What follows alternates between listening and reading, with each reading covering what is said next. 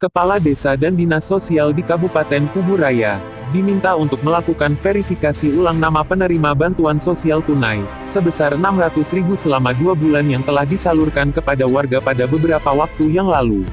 Penerima Bansos BST tersebut terdaftar pada Data Terpadu Kesejahteraan Sosial. Pasalnya warga penerima Bansos BST yang dinyatakan sebagai warga yang terdampak COVID-19, banyak warga yang masih terdapatnya warga yang sudah pindah dan meninggal dunia masih terdata sebagai penerima. Sementara banyak warga miskin yang selama ini terdata di Pemkab Kabupaten Kuburaya, sebagai penerima sembako tidak menerima Bansos BST tersebut. Demikian dikemukakan anggota DPRD Kabupaten Kuburaya, Ahmad Syah kepada sejumlah wartawan di kediamannya di Desa Punggur Besar. Diungkapkan Ahmad Syah dalam surat Menteri Sosial RI tanggal 30 April tahun 2020. Jelas dikatakan bahwa penerima BST berdasarkan data terpadu kesejahteraan sosial yang dikirimkan ke Kemensos RI oleh Dinas Sosial setempat. Namun dari DTKS yang dikirimkan tersebut, masih banyak warga miskin dan terdampak tidak diikut sertakan pada DTKS, sehingga mengakibatkan polemik bagi warga akibat adanya dugaan tebang pilih dalam pendataan tersebut. Cukup besar memberikan perhatian kepada masyarakat yang terdampak COVID. Kalau kita bicara masyarakat miskin, program pemerintah sudah ada dari dulu.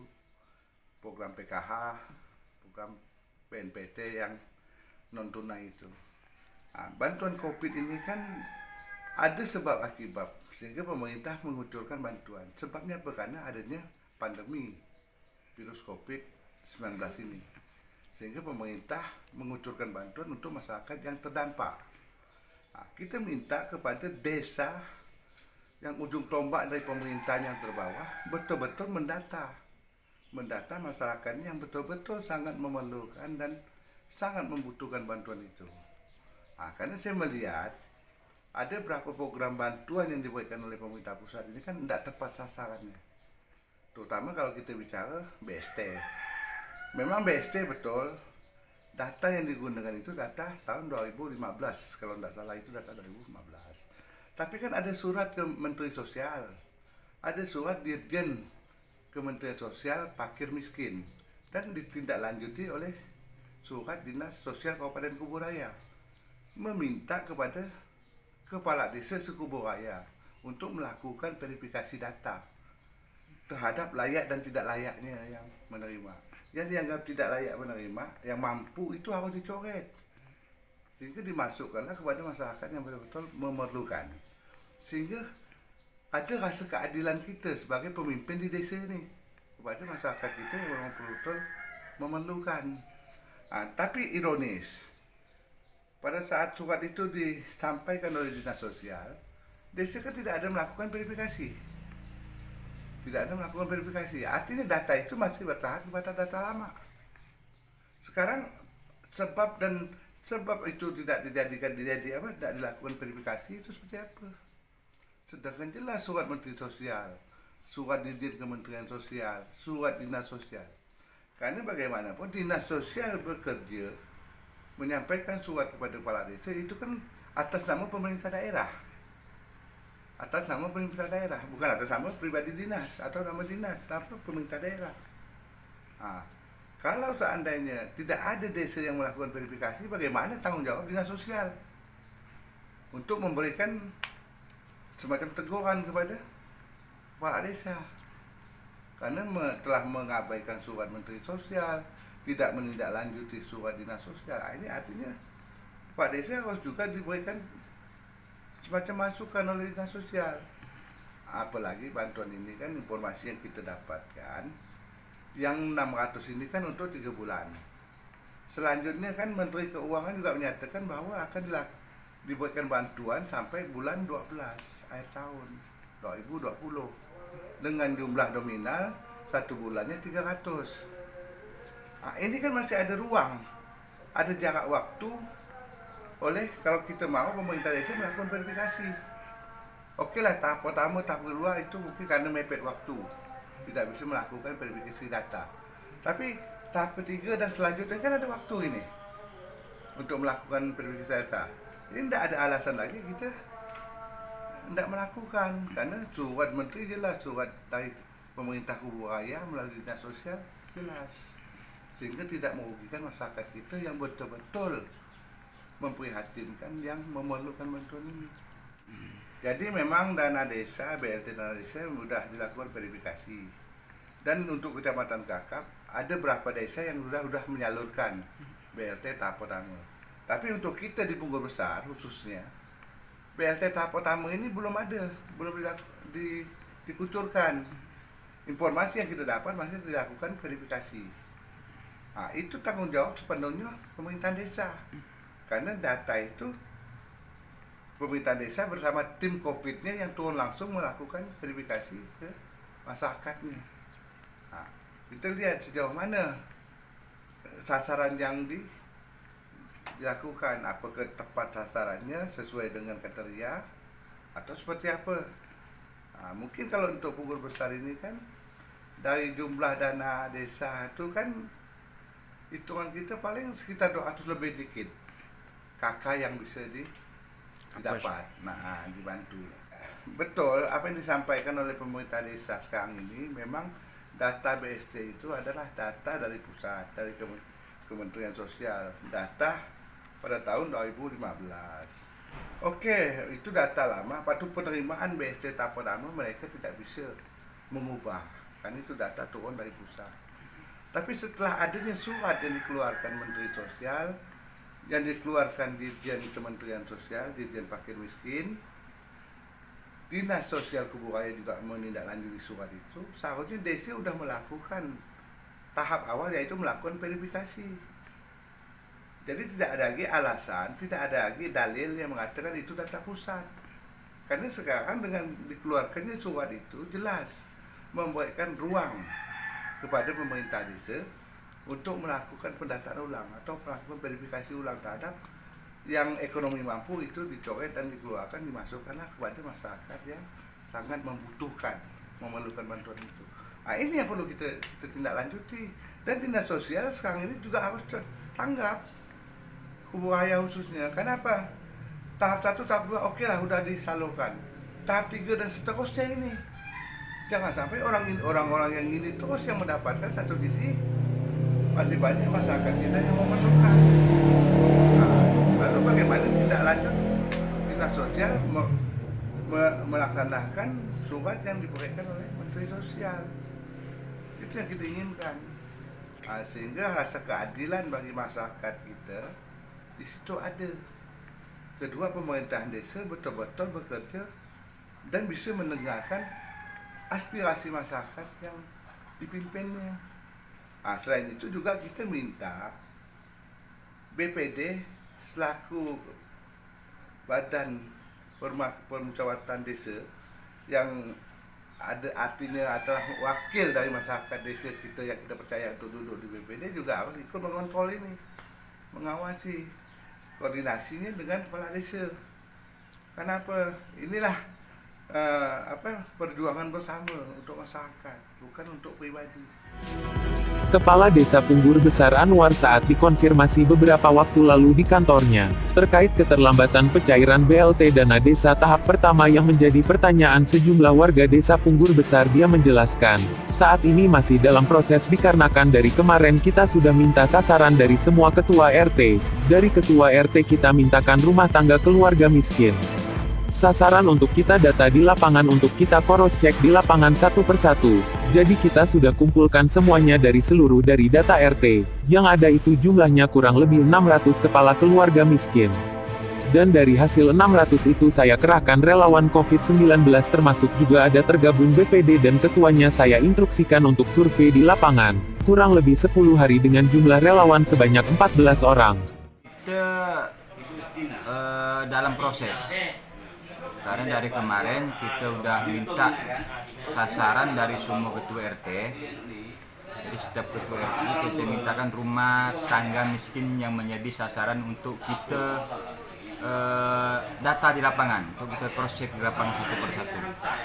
Jadi udah kita kumpulkan semua dari seluruh RT yang ada, itu jumlahnya kurang lebih 600 rumah tangga. Dari hasil 600 itu saya kerahkan relawan COVID-19, termasuk juga ada tergabung BPD-nya juga ketuanya. kita survei di lapangan kurang lebih 10 hari ya. Kurang lebih 10 hari dengan jumlah relawan sebanyak 14 orang. Hasil di lapangan kita udah minta jawaban sesuai dengan 14 kriteria itu yang menjadi acuan untuk kategori miskin. Kita juga ambil dokumentasi kondisi tempat tinggalnya. Itu kita input. Dari 600 itu kita pisahkan yang masuk dalam DTKS dan bantuan sosial lainnya, dan mendapatkan sekitar kalau tidak salah 394 kalau tidak salah 394. Dan dari data 394 itu kita validasi sampai hari ini udah 5 hari. Itu nanti kita akan dapatkan hasilnya. Nanti setelah ini baru kita panggil semua ketua RT dan ketua RW untuk menyampaikan hasil validasi finalisasi kita, dan nanti akan kita musyawarahkan lagi musyawarah desa khusus lagi kepada semua RT RW. Mudah-mudahan tidak ada permasalahan. Kita sebenarnya hanya coba untuk memperkecil permasalahan yang ada. Kita juga menyadari yang kerja ini juga manusia, tidak luput juga dari hilap salah. Tapi saya selaku kepala desa merangkul semua elemen yang ada, duduk bersama dengan BPD, beberapa tokoh masyarakat, untuk kita sama-sama membahas ini. Ini bukan kepentingan pribadi, tapi ini untuk kebutuhan desa, masyarakat desa yang memang harus kami sepakati bersama. Dan mudah-mudahan kita dapat titik temu hasil yang memuaskan dan mendapatkan hasil yang memang ini masyarakat yang memang kategorinya miskin yang memang memerlukan untuk yang kita bantu. Insya Allah juga nanti hasil yang udah maksimal nanti juga akan kita buatkan baliho yang akan kita pampang nanti di depan kantor desa. Ini juga saya perlu sampaikan, selama masih ada gejolak dan permasalahan di lapangan, kami masih belum bisa menyalurkan dana, karena kami juga tidak mau bantuan yang seharusnya kita nikmati dengan nyaman, dengan bahagia, dengan rasa syukur, ini akan menjadi polemik di masyarakat, sehingga nilai syukurnya itu tidak ada. Nah, ini yang coba kita untuk memberikan pemahaman. Kita memperkecil permasalahannya. Kita belum final. Hari ini coba kita finalkan dulu, tapi kami akan musyawarah desa khusus lagi bersama RT dan RW. Kita mau lihat juga apa nanti sanggahan dan menjadi polemik setelah kita finalisasi ini. Kita lihat dulu sampai semuanya itu memang clear. Nah, ini yang perlu kita sepakati bersama, sehingga nanti tidak ada nanti bahasa yang ini kebijakan kepala desa, ini keputusan kepala desa, bukan. Tapi ini hasil kesepakatan musyawarah kita bersama. Masing-masing punya poin yang sama dalam penilaian ini. Bukan berarti mentang-mentang saya kepala desa saya punya poin 10 untuk menilai si Anda. Saya juga punya poin yang sama nanti. Kan ini untuk kepentingan masyarakat desa. Abdurrahman, Kepala Desa Sungai Itik, menjelaskan kalau data PKH belum ada arahan untuk diverifikasi, tetapi kalau terkait data penerima BST, dikatakan memang ada arahan dari Dinas Sosial untuk memperbaiki data tersebut. Tetapi arahan kemarin bukan untuk memperbaiki data, tetapi penghapusan data. Ini kan lain kalau penghapusan data dan verifikasi data. Tapi kalau verifikasi data bisa kita gantikan. Tetapi mereka minta penghapusan data dan itu juga sudah dibicarakan di telekonferensi kemarin di Dinas. PKH belum ada arahan ke situ. Tapi kalau di BST memang udah ada arahan ke situ. Ada anjuran dari Dinas untuk memperbaiki data itu. Tapi arahan kemarin itu bukan memperbaiki data, bukan verifikasi data, dia penghapusan data. Jadi ada agak lain kalau itu penghapusan data dengan verifikasi data. Kalau verifikasi data mungkin bisa kita gantikan, tapi mereka penghapusan data. Itu udah juga dibicarakan di Pikun kemarin, Dinas. tapi kita diberi kelonggaran juga dari Sekda. Karena undangan BST itu berlakunya 3 bulan. Jadi sangat rancu kami kepala desa untuk melakukan itu sebelum undangan 3 bulan itu. Kalaupun mau diperbaiki, ya setelah 3 bulan ini. Mungkin akan kita perbaiki setelah penerimaan BST yang ketiga. Untuk acuan pembaruan data itu, di situ ada disebutkan 5 kriteria. Keluarga layak atau tidak mampu,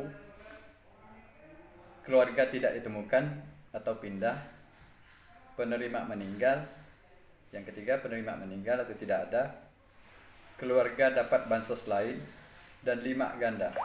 Untuk poin 245, keluarga tidak ditemukan,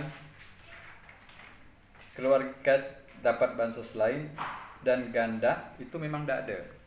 Nah, jadi kita klarifikasi tidak ada, memang udah kita, kalau enggak, memang undangan kita tidak berikan, tapi verifikasi data belum kita sampaikan. Undangan memang kita tidak berikan, undangan masih kalau ya tidak ditemukan. Khusus untuk keluarga tidak layak atau mampu dan penerima meninggal, itu penerima meninggal masih kita usahakan menerima karena di situ memang layak mereka warisnya menerima. Jadi memang layak, kebanyakan layak warisnya menerima. Jadi kita walaupun penerima meninggal, kita usahakan, kita disinkronkan dengan Posgiro, usahakan, kita udah dengan Bu Camat juga usahakan warisnya bisa menerima. Karena data ini udah terampil dan kemarin untuk pertama udah bisa, seiring pertama udah bisa, kita udah ke BLTDD, jadi mereka tidak bisa diakomodir lagi ke BLTDD, itu susahnya. Makanya kita supaya yang menerima meninggal tuh kita masih bisa usahakan mereka dapat. Kalau bisa mungkin ke depan saya usahakan, bukan maksudnya dinas memperhatikan itu, mudah-mudahan bisa digantikan, bukan dihapus. Kemarin arahnya dihapuskan, penghapusan data. Dan untuk keluarga tidak layak, poin pertama yang agak rancu di sini memang ada 1-2. Tanda keluarga tidak layak atau mampu menjadi penerima, itu pun masih kita abaikan karena memang 1-2.